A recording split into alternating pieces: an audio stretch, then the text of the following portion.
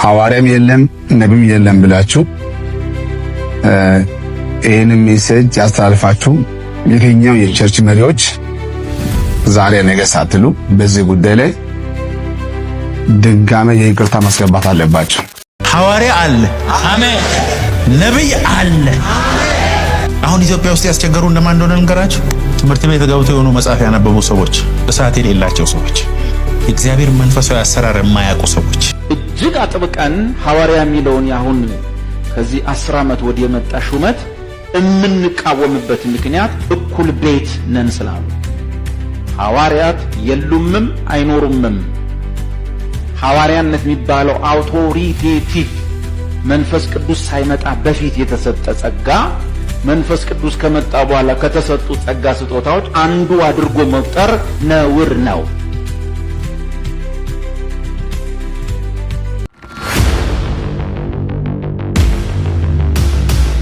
በአምስቱ ኦፊሶች ውስጥ ያሉት ሁለቱ ሐዋርያነትና ነብይነት አሁን ያለው በጸጋ ስጦታ ለአካሉ ለአጥቢያ ማነጫ የሚሆኑ የትንቢት ዘርፎች ሁለት አይነት ናቸው። ትንቢት የሚለውን ሲዲ አዳምጡ። ማለት ወንጌላውያን አብያተ ክርስቲያናት ውስጥ ነን ካላችሁ የነሱን ዓለም አቀፍ አስተምሮ ማወቅ ጥሩ ነው። የአምስቱ ኦፊሶች ውስጥ ያሉ ሐዋርያነትና ነብይነት ለአንድ ነገር የተሰጠ ነው። ዓላማ ነበረው። ዓላማውም ያን ጊዜ ክርስትና አዲስ ሃይማኖት ነው። ስለዚህ የአዲሱን ሃይማኖት መሰረት መጣል ነው የሐዋርያትና የነቢያቱ ስራ። በእነሱ መሰረት ላይ ሐዋርያትና ነቢያት በሰሩት መሰረት ላይ ነው የታነጽ ነው። ጳውሎስ እኛ መሰረት መስርተናል፣ ሌላው በዚያ ላይ ያነጽ፣ ማንም መሰረት እንዳይመሰርት። ዛትሚስ ሐዋርያ የሚባል የለም። ሐዋርያነት ያገለገለው መሰረት ለመጣል። መሰረት መጣል ማለት አጥቢያ ቸርች መትከል አይደለም። ዶክትሪን 27ቱን የአዲስ ኪዳን መጽሐፍትና አስተምሮ ለመጻፍ ክርስትና አዲሱ ሃይማኖት ይሄ ነው ብሎ ለማለት ሐዋርያነት መሰረት ለመጣል ነው። መሰረት ለመጣል እቺን መጽሐፍ ብታነቡ ይጠቅማችኋል ብዬ አስባለሁ። እቺ መጽሐፍ የሕያው እግዚአብሔር ቤተክርስቲያን የሚባል ነው። አርኬ ካምቤል የሚባል ካምቤል የጻፈው ነው። the church of the living God ተተርጉሞ በአማርኛ ማለት ነው። በጣም የታወቀ መጽሐፍ ነው ዓለም ላይ። ይሄ ፕሮቴስታንቱ ዓለምነት ነው። እዚያ ስለ ሐዋርያት ዕውቀቱን በውስጡ ማግኘት ትችላላችሁ። የተወሰነ ሌሎች መጽሐፍቶች ሁሉ አነቡ። ሐዋርያነት አገልግሎቱ መሰረት መጣል ነው። ዶክትሪን ተጽፎ አልቋል። ላፍጥነውና አንድ ሰው ሐዋርያ ለመባል ማሟላት የሚገባቸው መስፈርቶች አሉት። ሐዋርያ ለመባል ማሟላት የሚገባቸው መስፈርቶች አሉት። አሁን ትምህርት እሱ አልነበረም፣ ወድጄ አይደለም። ግፍና መጽ እየበዛ ሲመጣ የሚከላከል የሚጮህ ሰው ያስፈልጋል፣ ሰሚ ባይኖርም መስፈርቶች አሉ ሐዋርያ ለመባል። እሱ ተነስቶ ሐዋርያ ነኝ ሲል ሲጀምር ሐዋርያ የሚለውን ቃሉን ብቻ መውሰድ።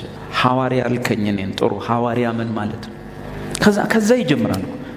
ዝም ብለው እኮ መለጣጠፍ አይደለም። ያነሳህ በቃ ባዲ ሲኒየር ፓስተር፣ እሱ ደግሞ ስለሚወደኝ ኧረ አፖስትል። ጎረምሶች እያመጡ አፖስትል ምናምን ያሉ የሚሾሙትን የዚህን ሀገር ጎረምሳ ፓስተሮች የምታውቋቸው በማርያም ንገሩልኝ። ዳዊት እንዳለ ብላችሁ ንገራችሁ። እግዚአብሔር እንዳለ አልልም። አይነን ጨፈኛ እግዚአብሔር እንዲላል አለ። ከቃሉ ንፍት ሐዋርያ አልከኝ። እሺ ሐዋርያ ምን ማለት ነው? ሐዋርያው ዳዊት ሐዋርያ ምን ማለት ነው? ከፍቹ እኮ ጀመረ። የዝም ብሎ ነው። ቆይ እኔ ዝም ብዬ አሁን እሱን እጄ ኮሎኔል ብለው መመር ኮሎኔል ምን ማለት ነው ተብሎ ይተረጎ። ኮሎኔል ማለት የጦር ትምህርት ያለው ጦር የተማረ የተዋጋ የሚያዋጋ ደም ያፈሰሰ ደም ያፋሰስ ደም ለማፍሰስ የተዘጋጀ ማለት ነው። ስለዚህ ኮሎኔል ብለው ችግር የለውም። ግን ኮሎኔል መሆን አይችልም ነው እኮ ችግሩ። ሐዋርያ ብትለኝ መባባል ይቻላል። ዛሬ የሚያገለግለን አፖስትል ዴቭ ነው። እስቲ ወገኖቼ ዝም ብሎ ሰው አይደለም የመጣው፣ አፖስትል ነው። አሜን። ዝም ብለ ቆመ ተቀበለኝ። አሜን። እኔን ሙቀት መፍጠር ይችላል። ግን እስካሁን ሐዋርያ አይደለሁም እንዴ ያለውን ኮሞና ትችል ሐዋርያ ማለት የቃሉ ፍቺ ሆረ ከሚለው የግዕዝ ግስ ይወጣ ነው። ሆረ ማለት ተጓዘ ሄደ ማለት ነው። ሐዋርያ ማለት የሚሄድ ማለት እንጂ ቸርች ከፍቶ ህዝቡን አስራት የሚለቅም አይደለም። ቢሮ ከፍቶ ሰው የሚያስተናግድ ማለት አይደለም። ሐዋርያ ሆረ ነው፣ ሄደ ነው። በቃ ወንጌል ይዞ እስላም ሀገር ይገባል፣ ክርስቲያን ሀገር ይገባል፣ ፓጋን ሀገር ይገባል። አንዱ ሀገር ተቀጥቅጦ ይሞታል እንጂ ሚስት አግብቶ ቢሮ ከፍቶ አፖስትል ይሄ እርስ በርስ የመሟሟቅ አገልግሎት አንዱ እሱ ነው ከቃሉ ፍቺ። ሌላው መስፈርቶች አሉ። አንድ ሰው ሐዋርያ ለመባል ጌታ እስቲ ታውቃላችሁ መስፈርቶች? አቤት ኤፌሶን በራእየ ዮሐንስ ላይ ለኤፌሶን ቤተክርስቲያን እንደዚህ ይላል፣ ሐዋርያት ያልሆኑትን መርምረህ ሐዋርያት እንዳይደሉ እንደደረስክባቸው አውቃለሁ። ስለዚህ ሐዋርያ ያልሆኑትን ሐዋርያ እንዳይደሉ መመርመሪያው ምንድነው? መመርመሪያ አለ። መመርመሪያው ጳውሎስ አስቀምጦልናል፣ ሌሎቹም ሐዋርያት አስቀምጠውልናል። አንዱ መስፈርት አዲስ ኪዳን የሚነግረን ሐዋርያ ለመባል ምንድነው? ጌታ ኢየሱስን በስጋ አይንህ ማየት አለብህ። የሆነ ማታ ነጭ የለበሰ ሰውዬ ካልክ ኢየሱስ ይሁን ማን ይሁን አናውቅ። መሐመድስ ቢሆን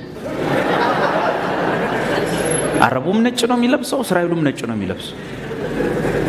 ኢየሱስን በምን አይን? በስጋ አይን ማየት ይጠይቃል። ለምንድነው የቆሮንቶስ ሰዎች ጳውሎስን አንተ ሐዋርያ አይደለም ያሉት? ሐዋርያት 12 እንጂ አንተ አይደለም ያሉት። ለምን? ኢየሱስን መች እንዲያየኸዋል። ጳውሎስ ምን አላቸው? እኔ ሐዋርያ አይደለሁምን? ጌታ ኢየሱስንስ በአይኔ አላየሁትምን? ስለዚህ ኢየሱስ ምንድን ያለው ለጳውሎስ? አሁን ባየኸኝ ከዚህም በኋላ በመታይልህ ነገር በአሕዛብና በነገስታት ፊት ምስክር ትሆናለህ። እንዴ ኧረ ተው፣ ሐዋርያነት የሰፈር ጨዋታ አይደለም። ይሄ እኮ እኔ የጴንጤ ሃይማኖት እንዴት እንደመጣ አላውቅም። የክርስትና ሃይማኖት ግን የሰው ህይወት እያለፈ ነው የመጣው። በሳት እየተቃጠሉ እንጂ ሰው ያቃጠሉ አይደለም እዚህ የደረሱት። የተቃጠሉ ክርስትና መቀለጃ ሆነ፣ በእውነት ማሾፊያ ሆነ። የሰፈር ጎረምሶች ሁሉ የሚቀልዱበት ሆነ። ሽማግሌውም ትንሽ ሆነ፣ ትንሹም ትንሽ ሆነ። ምንድነው ነገሩ? ሌላው አቤት አንዱ ኢየሱስን በስጋ ይማት አንዱ መጽሐፋቸው ውስጥ። ስለዚህ እሱን ሐዋርያ አፖስትል አላችሁኝ። የሆነ ለየት ያለች አጠራር ተጀመረች ቸርቻችን። አፖስትል ዴቭ፣ አፖስትል ቴዲ ነባባል ጀመር። ይሄ ሙቀት ከመፍጠር ውጪ ምንም ይፈጥርልን ነገር የለም። ሌላው ሁለተኛው መስፈርት እየሰማችሁኝ ነው? እዚህ ቤት የማይሰማ አንድ ሰው እንዲኖር አልፈልግም። አሁን አቤት ሌላ አቤት አንድ ሰው ሐዋርያ ለመባል በሰው ሳይሆን በቤተ ክርስቲያን ሳይሆን ዳይሬክትሊ በአብ እና በኢየሱስ ክርስቶስ ሐዋርያ ተብሎ መሾም አለበት። ነግሬያለሁ። በሰው ወይም በቤተ ክርስቲያን በኩል ማለት ነው፣ ወይ የሆኑ ቡድኖች ማለት ነው። አንድ ሰው ሌላውን ነገር ሁሉ በቤተ ክርስቲያን መቀባባት ይችላል። ሐዋርያነትን በተመለከተ ማንም ሰው ሐዋርያ ለመባል በአይን ከማየት ቀጥሎ በጌታ በኢየሱስ በራሱ ሐዋርያ ተብሎ ዳይሬክት መሾም ይገባዋል። ያንን ካላሟላ ሐዋርያ አይደለም። ወይ መጋቢ ነው፣ አስተማሪ ነው፣ ግን ስሙን ሐዋርያ ብሎ ከሰው በልጦ ከሰው ተበላልጦ መኖር ይቻላል። ግን አይደለህም ነው። ምንድነው የቆሮንቶስ ሰዎች ጳውሎስን ክርስቲያን ማነው ሐዋርያ አይደለህም ያሉት? ሌላ ምክንያታቸው። ሌሎቹም እንደዚሁ ኢየሱስ መቼ ሾመ? ኢየሱስ ካልሾመ ሐዋርያ ነኝ ማለት አትችልም። ምን እንዴት ሾመ? ገላትያ 1:1 ምን አለ ጳውሎስ? በኢየሱስ ክርስቶስና እሱን ከሙታን ባስነሳው በእግዚአብሔር አብ ሐዋርያ የሆነ እንጂ ያዙልኝ ከሰው ወይንም በሰው ያልሆነ። ኦኬ አሽሙሩን ስሙ። ምን አይነት ሐዋርያነት አለ ማለት ነው? ከሰውና በሰው። ይኸው የምታዩት ለ1900 ዓመታት የመጨረሻው ሐዋርያ ዮሐንስ ከሞተ በኋላ ማንም ሰው ሐዋርያ ተብሎ ተጠርቶ አያውቅም። በ2000 አሁን ስንት ነው? 10 ግን ጉድ ነው የሚሰማው። ለ1900 ዓመታት በቤተ ክርስቲያን ውስጥ ማንም ሐዋርያ ተብሎ አያውቅም። ሁሉም በየሰፈሩ ተጠራርቷል። ጳጳስ፣ ሊቀ ጳጳስ የተባለ ሐዋርያ በእግዚአብሔር አብ ሐዋርያ በኢየሱስ ክርስቶስ ከሙታን ባነሳው በእግዚአብሔር አብ ሐዋርያ የሆነ እንጂ ከሰዎች ወይም በሰው ያልሆነ። ስለዚህ ሐዋርያ ነኝ ስትል ማን ነው ሐዋርያ ያደረገ? ቸርች ዞር በል፣ ጓደኞቼ ዞር በል፣ ራሴን ዞር በል። እሱ ከሰው ወይም በሰው ነው። መመርመሪያው ነው። ሐዋርያት ያልሆኑትን መርምረህ እንዳወቃቸው ያለው ለምን ከሰው ወይ በሰው ነው የተሾሙት? ጳውሎስ ግን ሐዋርያ ነው። እንዴት ሲባል በኢየሱስ ክርስቶስ ከሙታን ባነሳው በእግዚአብሔር አብ ሐዋርያ የሆነ እንጂ ከሰዎችም በሰው ያለ።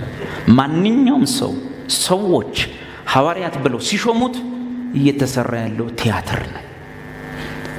ትልልቅ ሰዎች ሁሉ አንድ ሰሞን ላይ ጀመሩ ሐዋርያ የሚለውን ሹመት፣ በኋላ ድምፃቸውን አጠፉ። ለምን? ሲመረምሩ እፍረት ተሰማቸው። እነሱ አፍረው ዝም ሲሉ ጎረምሳው የሰፈር ሁሉ ተቀባበሉ። ምን ነው ሲባል የግድ 5 ኦፊሶች የግድ የሚል። ለምሳሌ እቺ ቤተ ክርስቲያን ሐዋርያቶች አሏት።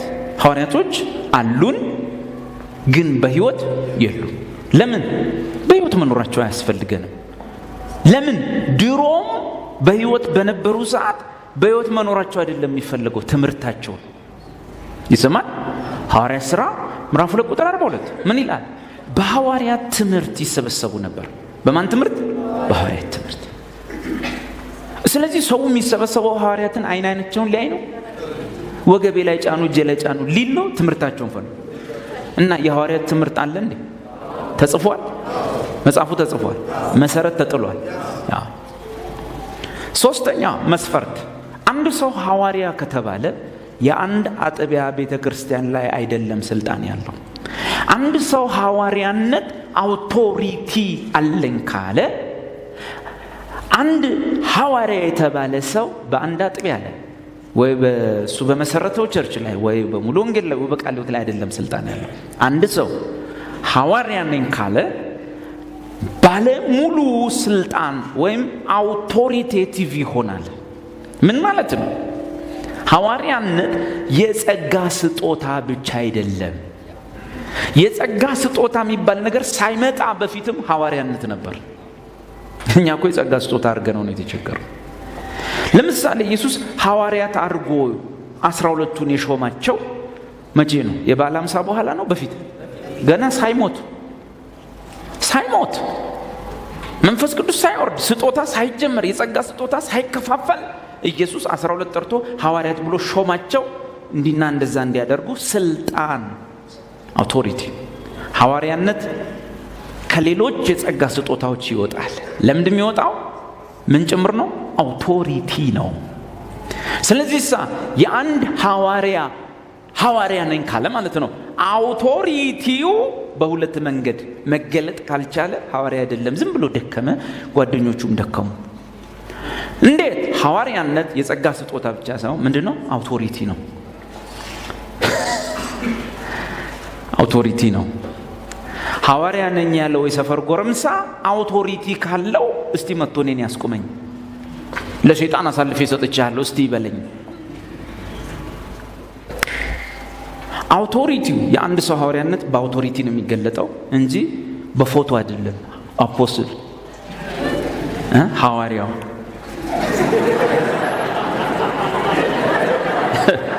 በዚህ አይደለም የሚገለጠው። ሐዋርያነት የሚገለጠው አውቶሪቲ ነው። አውቶሪቲው በሁለት መንገድ ይገለጣል። በምን? አንደኛ አንድ ሰው ሐዋርያ ከሆነ በዓለም ላይ ባሉ የትኞቹ አጥቢያ ቤተ ክርስቲያኖች ላይ ባለሙሉ ስልጣን ያገባዋል። ማንም ቸርች እኛ ቸርች አይደለም እንዳትመጣብን ማለት አይችልም። ጳውሎስን ሐዋርያ አይደለም ምን አገባው እኛ ቸርች ምን አመጣው ሲሉ እንዲህ አለ፣ እመጣለሁ። አትመጣም አላችሁኝ? እመጣለሁ። ስመጣ ደግሞ በትር ይዤ ነው የምመጣው። ምን በትር። ከዛ ምን አለ? የሐዋርያነቴ ምልክት የሆኑ ነገሮች ሁሉ በእኔ ላይ አለዋል። ምን ሲባል? ዱላ፣ አውቶሪቲ። ከዛስ እኛ ቸርች አይደለም የኛ አባል አይደለም እንዳይመጣ እዛ ቸርች ነው እዚህ ቸርች ነው ሲሉት እመጣለሁ። አንዱ አውቶሪቲ የሚገለጠው አንድ ሰው ሐዋርያ ከሆነ አጥቢያ ከፍቶ የራሱን ቸርች ታፔላ ለጥፎ ህዝቡን ማለብ አይደለም። በአጥቢያ ቤተክርስቲያኖች ሁሉ በሚፈጸም የዶክትሪንና የተግባር ስተቶች ሁሉ ላይ ባለሙሉ ስልጣን ነው። ማንም አይፈቅድለትም፣ መንግስት አይከለክለውም፣ ቸርቾች አይከለክሉትም። አውቶሪቴቲቭ ነው። ሰማይ ከሱ ጋር ነው፣ ይሄዳል። ሙሉ ወንጌል አይደለም ውጣ ሲሉት አይደለሁም፣ አንተን አንቺን ለሰይጣን አሳልፌ ሰጥቻለሁ፣ ቻው። አውቶማቲካሊ ሰዎቹ በቅጣት ስር ይወድቃሉ። የትኛውም ቸርች ውስጥ በትር ይዞ ገብቶ የማስተካከል መብት አለው። እኛ እኮ ልክ እንደኛ የሆነ አጥቢያ ቸርች ከዛ ቢሮ ኮምፒውተር ላይ ቁጭ ብሏል፣ ሐዋርያ ነው። አስር ሰው ህዝብ 10 አባል የለው መጋቢ ነው። ምንድነው? እረኛ ነው። በግ በሌለበት እንዴት እረኛ ትሆናል? እየሰማችሁ ነው? ሁለተኛው የአውቶሪቲ መገለጫ በደም ስሙ። አንድ ሰው ሐዋርያ ነኝ ካለ አውቶሪቲ የሚገለጠው በምንድነው? በሚጽፋቸው ጽሑፎች። አንቡ መጽሐፍ ቅዱስ። አንድ ሰው ሐዋርያ ከሆነ የሚጽፋቸው ጽሑፎች በሙሉ አውቶሪቴቲቭ ናቸው። ስለዚህ ያቺ ጻፋት ጽሑፍ አንደኛ ከመጽሐፍ ቅዱስ ጀርባ 67ኛ ሆና ትገባለች። ሌላም ሲጽፍ 68።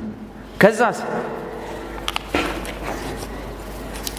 የሐዋርያው በቀለ መልእክት ወደ ጅማ ሰዎች ምዕራፍ 9 ቁጥር 1 ተብሎ ይገባል። እንደዚህም ብሎ ሐዋርያ አፖስትል ፓስተርነት ሁሉም ሲሆን ሰለቸንና ደሞ አማረን፣ ደሞ አዲስ ነገር አማረን። ፓስተር የሆነውም ያልሆነውም ፓስተር ሆነ ድሮ። አሁን ሰለቸን።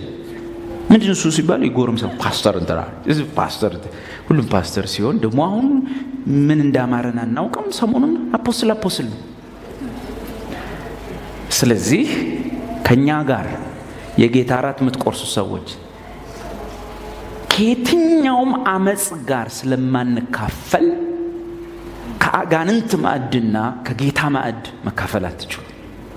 ከዛ ከነውራችሁ ጋር ካሳፋሪው ነገራችሁ ጋር እዛው መቅረት። በለጠፈው ቁጥር ከስሩ ዘማን ኦፍ ጋድ፣ በማግስቱ በአማርኛ የእግዚአብሔር ሰው እንትና፣ በማግስቱ ፕሮፌት እንትን በእንትን የተቀባው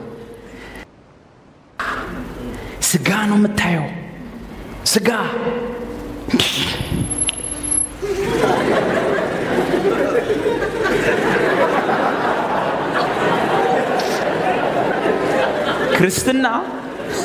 ክርስትና እንደዚህ የተቀለደበት ዘመን የለም።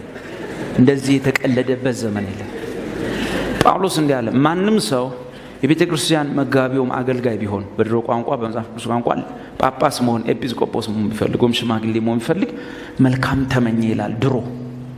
ለምን ድሮ ላይ ክርስቲያን መሆን ሁሉም ይፈልጋል፣ ግን የቤተ ክርስቲያን መሪ፣ መጋቢ፣ ሐዋርያ፣ ፓስተር ምናምን መባል ማንም አይፈልግም። ለምን? አደጋ ነበረው ድሮ። ክርስቲያኖቹ የተሽለኮለኩ ሲያመልኩ ወንጀል ስለሆነ ክርስትና ወታደሩ እንደመጣ ማን ነው መሪው ነው የሚለው? ማን ነው እዚህ ውስጥ ፓስተር ምናምን የምትሉት ማን ነው? እሱን ወስደው ነው መወለዱን እስኪጠላ ድረስ የሚያሰቃዩት። ስለዚህ ያን ጊዜ ማንም የሚፈልገው የለምና ጳውሎስ ከመሃላችሁ ይህን ነገር ፈልጎ ህዝቡን መምራት ማገልገል የሚፈልግ ሰው ጥሩ ተመኘ፣ መልካም ተመኝቷል አለ። የለም የሚፈልግ።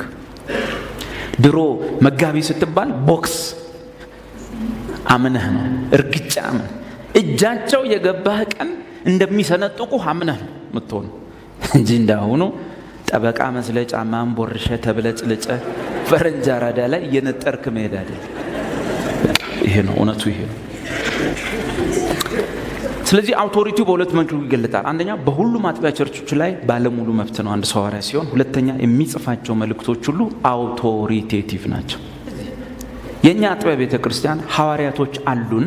ኦሪጂናል ሐዋርያት ናቸው፣ ብራንድ ናቸው፣ በኢየሱስ የተሾሙ ናቸው። በህይወት የሉም። ሙሉ ትምህርታቸውን ግን ትተውልን ሄደዋል። ምን ብለውናል? መሰረት መስርተናል፣ ማንም ሌላ መሰረት እንዳይመሰርት። ሌላው በዚህ ላይ ምን ይበል? ያነጽ። የትኞቹም የጸጋ ስጦታዎች አሁን ለማነጽ ብቻ ነው። ኦሬዲ አስተምህሮ ወይም መሰረቱ ተጥሏል። ለዚህ ሐዋርያ ነኝ ብትል ምንድን የምትመሰርተው? ምንድን የምትጽፈው አዲስ መጽሐፍ? አሁን ኢትዮጵያ ውስጥ ያሉ ሐዋርያቶች ናቸው? አይደሉም። አንዳቸውም አይደሉም። ብታምኑም ባታምኑ አትቀበሉም ብትፈልጉ አንዳቸውም ሐዋርያ አይደሉም። ዝም ብዬ ሳንዱን ሐዋርያ ከለ የተባለውን አንዳንዶቹ እኮ ቤስት ጓደኞቼ ነው ሳየው ሐዋርያ አይደለም፣ መጋቢ ነው። የቤተ ክርስቲያኑ ወይም ያቋቋመው የሆነ ካለ የዛ አስተማሪ አለቀ። ሁሉ መጽሐፍ ቅዱስ ውስጥ ሐዋርያነት 3 ጎን ነው። የእምነታችን ሐዋርያ፣ የበጉ ሐዋርያትና ምርጥቅ ሐዋርያ 3። ከዚህ ውጪ እንግዲህ አራተኛ የለም። ከየት ውስጥ እንመድባቸው? አጣን። ቢኖር እኮ አራተኛ እንመድባቸዋለን። ያለው ግን የእምነታችን ሐዋርያ ብዛት 1፣ ስሙ ኢየሱስ ክርስቶስ፣ ጥቅስ ዕብራውያን ምዕራፍ 3። ሌሎቹስ የበጉ ሐዋርያት ብዛት 12። ጳውሎስ እንኳን እዛ ውስጥ መግባት አይችልም። ይሁዳ እንኳን ቢወጣ ማቲያስ ነው የሚገባው እንጂ ጳውሎስ መግባት አይችልም። ለምን? የበጉ ሐዋርያ ለመሆን መስፈርት አለው። ምንድን መስፈርቱ? ኢየሱስ ከተጠመቀበት ቀን እስካረገበት ቀን አብሮ የወጣ የገባ ያየ ሰው፣ ሲጠመቅም ሲያርግም ያየ ሰው። ሐዋርያ ሥራ ምዕራፍ 1 አይደለም? ሲጠመቅ አንስቶ እስኪያርግ ከኛ ጋር ከነበሩት አንዱን ተብሎ ማቲያስ ገባ። ሌላ ሰው መግባት ጳውሎስ እንኳን መግባት አይችልም። 3ኛ የአሕዛብ ሐዋርያ ወይንም ምርጥቃ ቁጥር ብዛት 1 ማነው? ስሙ ሐዋርያው ጳውሎስ። በቃ አራተኛውን የትን መድቦሽ? ቢኖር እኮ እንመድባለን። እንደውም ጥሩ ነው፣ ለኔም እዛ ውስጥ ገባ ነበር። የለምና ምን ውስጥ እንመድብ? ስለዚህ የዘመኑ ሐዋርያት ብለን መመደብ እንችላለን።